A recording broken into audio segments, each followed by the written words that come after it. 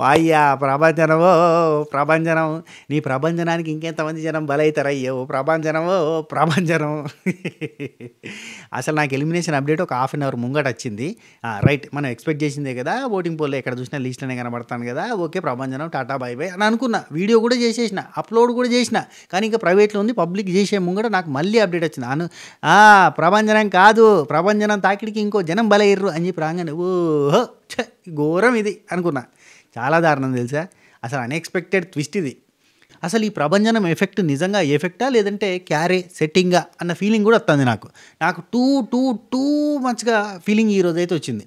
ఎందుకంటే ఇన్ని రోజులు ఫోన్లే ఏదో నడుతుందేమో, పాతోళ్ళు వెనకటోళ్ళు ఎక్కడోళ్ళు చూసిన వాళ్ళు, అప్పుడప్పుడు చిన్నప్పుడు సినిమాలలో చూసిన వాళ్ళని కంటిన్యూగా అరే మళ్ళీ కనిపించింది కదా అని చెప్పి ఓటేస్తున్నాం అని చెప్పి కొంతమంది అంటారు కదా, అట్లా గిట్లా ఏమైనా ఓట్లు పడుతున్నాయేమో అనుకుంటూ వస్తున్నా. కానీ ఈ వీక్ మాత్రం ఖచ్చితంగా అన్అఫీషియల్ పోల్స్ కావచ్చు, స్టార్ పోల్స్ కావచ్చు, ఇన్స్టాగ్రామ్ పోల్స్ కావచ్చు, యూట్యూబ్ పోల్స్ కావచ్చు, ఎక్కడ చూసినా లీస్ట్లో ఉన్న సుమన్ శెట్టి అన్న ప్రభంజనం ఇంకా కొనసాగబోతుంది. ఆయన ఎలిమినేట్ కాలేదు అంటే డబుల్ ఎలిమినేషన్ ఉంటే చెప్పలేం, కానీ ఇప్పటివరకైతే ఆయన ఎలిమినేట్ కాలేదు అన్న విషయం తెలిసిన తర్వాత ఐ గెట్ షాక్డ్. ఎందుకు అంటే స్ట్రాంగ్ కంటెస్టెంట్లు, తోపు కంటెస్టెంట్లు, టఫ్ కంటెస్టెంట్లు, గట్టి కంటెస్టెంట్లు, టాస్క్లాడే కంటెస్టెంట్లు, మాట్లాడే కంటెస్టెంట్లు, ఫైట్ చేసే కంటెస్టెంట్లు, ఆర్గ్యుమెంట్ చేసే కంటెస్టెంట్స్, స్కిల్ ఉన్న కంటెస్టెంట్స్, స్కిల్ లేని కంటెస్టెంట్స్, రకరకాల కంటెస్టెంట్స్ ఈయన ముందు, ఈయన తాకిడికి, ఈయన ప్రభంజనానికి కొట్టుకుపోతూ ఉన్నారు. ఇది ఒక మెడికల్ మిరాకిల్. నేను చెప్తాను కదా, ఇది ఒక మెడికల్ మిరాకిల్. ఇది ఒక వైద్య చరిత్రలో ఒక అద్భుతం, వైద్య శాస్త్రంలోనే ఒక అద్భుతం లాంటి ప్రక్రియ జరుగుతూ పోతుంది ఆయన సేవింగ్ అంతా. సో ఈయన తాకిడికి ఇంకొకరు కూడా బలి అయ్యారు.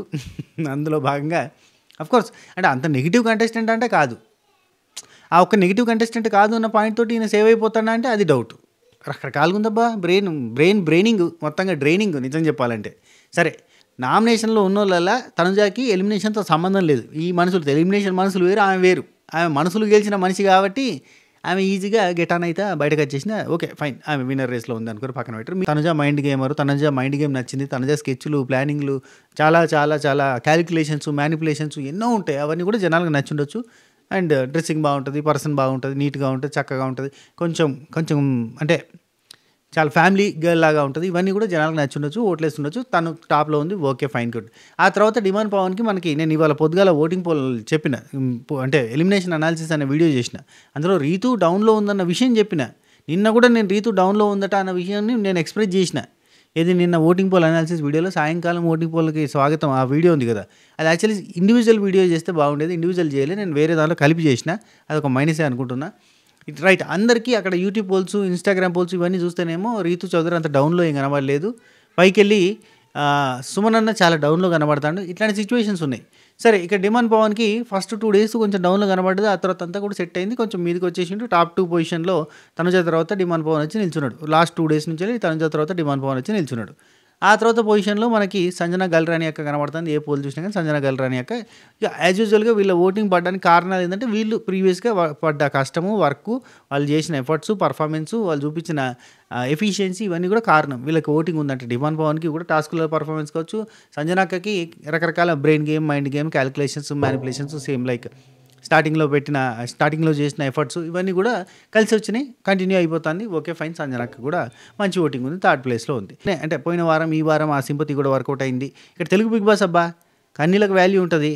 ఎవరి కన్నీళ్ళు గట్టిగా గారిస్తే వాళ్ళకి బాగా కనెక్ట్ అవుతారు. తనుజ గారిసింది, తనుజకు బాగా కనెక్ట్ అయ్యారు. కళ్యాణ్ కనెక్ట్ అయ్యారు. ఇమాన్యుల్ కూడా గారిచారు, ఇమాన్యుల్ కూడా గారిచిండు, ఇమాన్యుల్ కూడా కనెక్ట్ అయ్యారు. కానీ మనోడు నామినేషన్లోకి రాక దూరం పోయాడు. రాని మీ దగ్గరికి అన్నట్టుగా దూరం పోయాడు. కానీ లేకపోతే బాగానే కనెక్ట్ అయ్యారు. ఇమాన్యుల్ కూడా మంచిగా కనెక్ట్ అయ్యిండే, ఆయనే కొంచెం దూరం పోయాడు. అందువల్ల కనెక్షన్ తెగిపోయింది, ఆ కన్నీళ్ళ కనెక్షన్ కట్ అయిపోయింది.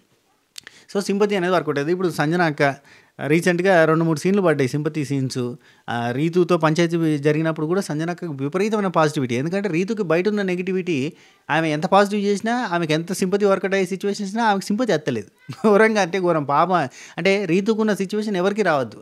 బిగ్ బాస్ హౌస్లో ఉన్న ఏ కంటెస్టెంట్ కూడా రీతుకున్న సిచ్యువేషన్ రాదు. ఎందుకంటే రీతు ఎంత బాధపడ్డా జనాలు కనెక్ట్ కాలే, రీతు ఎంత ఏడ్చినా జనాలు కనెక్ట్ కాలే, రీతు ఎంత నవ్వినా జనాలు కనెక్ట్ కాలేదు.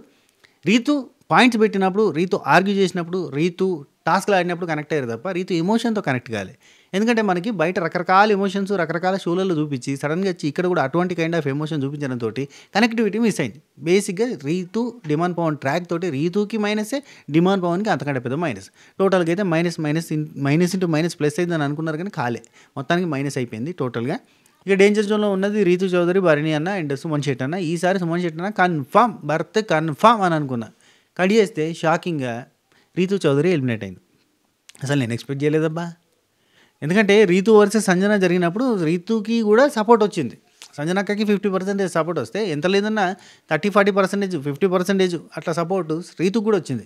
సో ఇవన్నీ ఓట్లుగా కన్వర్ట్ అయినాయి అంటే కాలేదు. నిన్న టికెట్ టు ఫినాలేకి ఫర్ ద ఫస్ట్ టైం ఒక female contestant ticket to finale అక్కడ దాకా వచ్చింది. ప్రతిసారి ఇప్పుడు మనకి టికెట్ ఫినాలే రేస్లో అప్పుడు రేవంత్ శ్రీహాను సీజన్ 6లో, ఇప్పుడు మొన్నటిసారి అంబటి అర్జున్ అన్నతో పాటుగా ఎవరో ఉంటారు అబ్బా, నాకు గుర్తొస్తలేదు కానీ ఇంకొకరు ఎవరో ఉంటారు. సో యావర్ అనుకుంటారు కదా. సో టికెట్ ఫినాలే కొట్టిన వాళ్ళలో ప్రతిసారి కూడా అబ్బాయిలే ఉన్నారు. మానసు, శ్రీరాము ఈ టైప్లో ఉన్నారు. కానీ ఫర్ ద ఫస్ట్ టైం అబ్బాయితో పాటు అమ్మాయి కూడా ఈక్వల్ ఛాన్సెస్ అని బిగ్ బాస్ చెప్పిన ప్రకారంగా ఈక్వల్ ఛాన్సెస్ వచ్చినాయి. రీతు చౌదరికి టికెట్ ఫినాలే దాకా వచ్చింది. అందుకే బిగ్ బాస్ మామ ఇంకొంచెం ఎడ్జ్ చూపించి ఫస్ట్ రౌండ్ అయిపోయిన తర్వాత సెకండ్ రౌండ్లో కొంచెం మ్యానిపులేషన్ చేసి కట్టు పడగొట్టు నిలబెట్టు ఆ టాస్క్ ఉంది కదా, ఆ టాస్క్లో బిగ్ బాస్ మామ ఏం చేసిండు, ఫస్ట్ రౌండ్ కాగానే సెకండ్ రౌండ్ పెట్టిండు. ఎందుకు, ఫస్ట్ రౌండ్లో రీతు చౌదరి కంప్లీట్గా డిజాస్టర్గా ఓడిపోయింది కాబట్టి సెకండ్ రౌండ్లో మళ్ళీ రీతుకి అండ్ ఇమాన్యుల్కి మళ్ళీ గేమ్ పెట్టిండు. గేమ్ పెట్టి ఇమాన్యుల్ తీసేసి రీతుని తీసుకొని పోయిండు. అంటే టికెట్ ఫినాలే కొడతదేమో అన్న ఆశ చూసిండు, ఆశగా ఎదురు చూసిండు. కానీ అది వర్కౌట్ కాలేదు. టోటల్గా రీతు చౌదరి టికెట్ ఫినాలే కొట్టలేదు. రీతు చౌదరి టికెట్ ఫినాలే కొట్టకపోతే రీతు చౌదరికి డేంజర్ అండ్ డిమాండ్ పవన్కి కూడా డేంజర్ అని మనం మాట్లాడుకున్నాం. లైక్ దట్ ఇప్పుడు రీతు చౌదరి ఎలిమినేట్ అయిపోయింది. రీతు చౌదరికి ఎలిమినేషన్ కారణాలు ఏమున్నాయంటే, స్టార్టింగ్ నుంచి అయితే తన పర్ఫార్మెన్స్ తను చూపిస్తూ ఉంది, టాస్క్లలో పర్ఫార్మెన్స్ చూపిస్తుంది. నెగిటివ్ అయితే ఇది ఒకటే అబ్బారి, ఈ డిమాండ్ పవన్తో ట్రాక్ అనేది ఏదైతే ఉందో, డిమాండ్ పవన్కి అయినా రీతుకైనా వీళ్ళిద్దరి ట్రాక్ వీళ్ళకి నెగిటివ్. అండ్ ఇంకొకటి, రీతు ఏడిస్తే రీతు ఏడుపుకి కానీ రీతు సింపతికి కానీ ఎవరు కూడా కనెక్ట్ కాలే. రీతు ఎమోషనల్ అయితే ఎవరు కనెక్ట్ కాలే. రీతు నవ్వుతూ ఉండి, రీతు ఏడిపిస్తూ ఉండి, రీతు ఆట పాటిస్తూ ఉండి, రీతు అల్లరల్లరిగా ఉండి, రీతు టాస్క్లో పర్ఫార్మెన్స్ చూపించి, మొండితనం చూపించి, పాయింట్లు పెట్టి ఆర్గ్యుమెంట్ చేస్తే ఇవన్నిటికీ కనెక్ట్ అవుతారు. కానీ రీతు ఏడిస్తే మాత్రం కనెక్ట్ కాలే. ఇది రీతుకి అయిన చాలా పెద్ద మైనస్. ఓవరాల్గా there ends the matter. Ritu Chaudhary eliminated from the Bigg Boss season 9 house.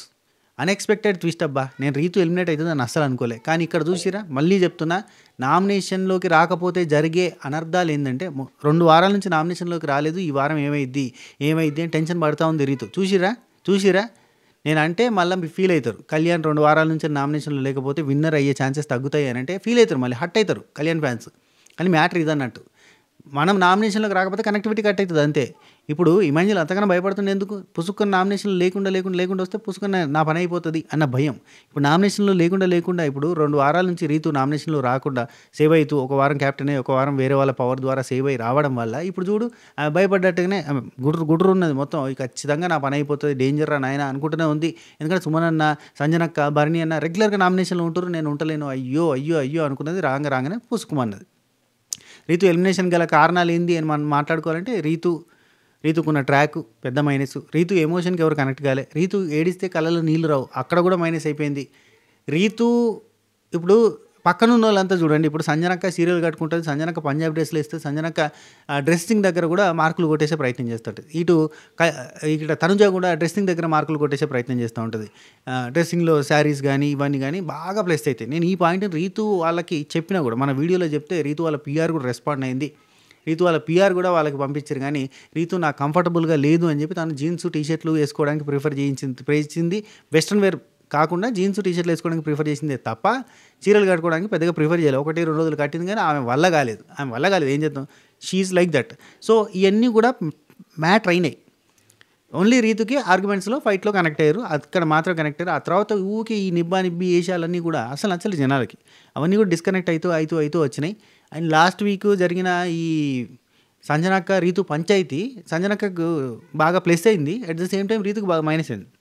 అసలు ఆ ట్రాక్ గురించి జనాలు మర్చిపోయి ఆట మాత్రమే చూస్తున్న టైంలో సడన్గా మళ్ళీ ఆ ట్రాక్ టాపిక్ వచ్చి, ఆ టాపిక్ బాగా వ్యాస్ట్గా బర్స్ట్ అయ్యి మొత్తం అది విపరీతంగా బజ్ క్రియేట్ అయ్యి కంప్లీట్గా రీతుకు నెగిటివ్ అవుతూ వచ్చింది. లేకపోతే రీతు ఈ వారం సేవ్ అయితే కనుక టాప్ 5 పోయేదే. అండ్ ఇక్కడ రీతు గురించి ఒక గొప్ప పాయింట్ చెప్పాలి. ఇప్పటివరకు తెలుగు బిగ్ బాస్ చరిత్రలో నాకు అంటే జస్ట్ రఫ్గా ఆలోచిస్తే తెలుగు బిగ్ బాస్ చరిత్రలో ఇప్పటివరకు టికెట్ టు ఫినాలే రేస్లో ఫైనల్ రేస్లో ఫైట్ చేసింది ఒక ఫీమేల్ కంటెస్టెంట్ ఎవరైనా ఉన్నారంటే అది ఖచ్చితంగా రీతు చౌదరి అయి ఉంటుంది. అంటే అఫ్కోర్స్ ఈసారి మనకి ఈక్వల్ ఛాన్సెస్ వచ్చినాయి. చాలా లాజికల్గా బ్రెయిన్ గేమ్ ఆడే ఛాన్స్ వచ్చింది కాబట్టి రీతు కూడా వర్కౌట్ అయింది. కానీ రీతు లాస్ట్ దాకా వచ్చింది, ఫైట్ చేసింది, ఓడిపోయింది. అది కంగ్రాచులేట్ చేయాల్సిందే, ఖచ్చితంగా మెచ్చుకోవాల్సిన సిచ్యువేషన్ ఉంది. కానీ ఆ ఓడిపోతున్న క్రమంలో మధ్య మధ్యలో జరిగిన టాస్క్లలో ఏడ్చిన విధానం జనాలు కనెక్ట్ కాలే. ఈమె ఏడిస్తే జనాలు కనెక్ట్ కాలే. కనెక్ట్ అయితే దంచి కొట్టేది, కనెక్ట్ అయితే మామూలుగా ఉండకపోయేది. ఈమె ఏడుపు కనెక్ట్ కాలే. అసలు తెలుగు బిగ్ బాస్లో ఏడిస్తే చక్కని కనెక్ట్ అవుతారు. అట్లాంటిది ఓన్లీ రీతు ఏడుపు మాత్రం కనెక్ట్ కాలే. బికాస్ ఆఫ్ బయట ఉన్న అంటే ట్రాక్ రికార్డ్ అంతా కూడా బాగా మైనస్ అవుతూ వచ్చింది. అది మెయిన్ పాయింట్. సో ఇది రీతు చౌదరి ఎలిమినేషన్ గల కారణం. మీరేమనుకుంటున్నారు రీతు ఎలిమినేట్ కావడం గల కారణాలు? మీరేమని అనుకుంటే కింద కామెంట్ చేయండి. అండ్ నేను మాత్రం లిటరలీ షాక్ అయినా. కానీ ఇంకెంతమంది అసలు సుమనన్న ప్రభంజనం తాకిడికి బలయ్యేటోళ్ళు ఇంకెంతమంది అని ఆలోచిస్తేనే షాక్ అవుతాను. ఎందుకంటే ఫస్ట్ వీక్లో ఎలిమినేట్ అవుతాడు, సెకండ్ వీక్లో ఎలిమినేట్ అవుతాడు అనుకుంటున్న వ్యక్తి కంటిన్యూగా సేవ్ అవుతా. Literally it's a medical miracle, Oracle, Java, C++. ఇప్పుడు ఆయన దగ్గర నుంచి బీభత్సమైన పర్ఫార్మెన్సు, రౌద్రమైన పర్ఫార్మెన్సు, భయానకమైన పర్ఫార్మెన్సు, ఇలాంటి ఫెరోషియస్ ఫిలాసఫికల్ పర్ఫార్మెన్స్ ఏమైనా వస్తుందంటే అదేం లేదు. ఆయన మెల్లగా పోతాడు అంతే. అదేది మనకి రీతు చెప్పినట్టు ఒక మాట ఉంటుంది, రీతు మెల్లగా పోతాడని. నత్తనడక నడుతూ పోతున్నాం. కానీ తాబేల్లాగా వీళ్ళంతా కుందేల్లాగా జింకలాగా పరిగెత్తినా కానీ ఆయన తాబేల్లాగా నిమ్మలంగా వచ్చి ఒడ్డుకు చేరుకుంటాడు. టాప్ 5కి పోవడానికి రెడీగా ఉన్నాడు. డబుల్ ఎలిమినేషన్ అయితే కాదు అనే ఒక ఇన్ఫర్మేషన్ ఉంది. ఒకవేళ డబుల్ ఎలిమినేషన్ అయితే కనుక్కొని తెలిస్తే కనుక మీకు చెప్పే ప్రయత్నం చేస్తా. ఇప్పటికైతే Ritu Chaudhary she is going to eliminated from the Bigg Boss season 9 house అని తెలిసింది. మీరు ఎలా భావిస్తున్నారు? మీరు ఏమనుకుంటున్నారు? కింద కామెంట్లలో చెప్పే ప్రయత్నం చేయండి. ఇప్పటివరకు మన ఛానల్ని సబ్స్క్రైబ్ చేయకపోతే సబ్స్క్రైబ్ చేసి గంట కొట్టి అలానే సింబల్ ప్రెస్ చేసుకుని పెట్టుకొని, దీనికంటే ముందు నాగార్జున సార్ అడగడానికి ఏమున్నాయనే వీడియో ఉంటుంది, అది చాలా ఇంట్రెస్టింగ్ ఉంటుంది, అది చూడండి.